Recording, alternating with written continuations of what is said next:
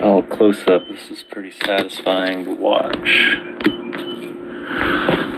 Oh, yeah.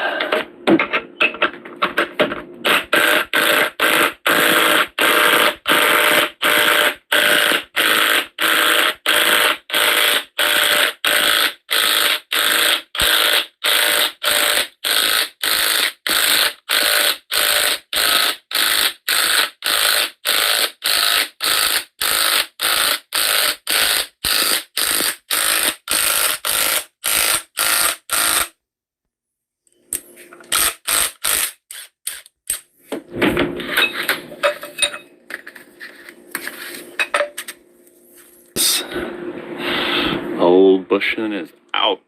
This one's really not in that bad of shape, but it's just ripped the rubber around the boot. But really, this one is the one that's, totally trashed.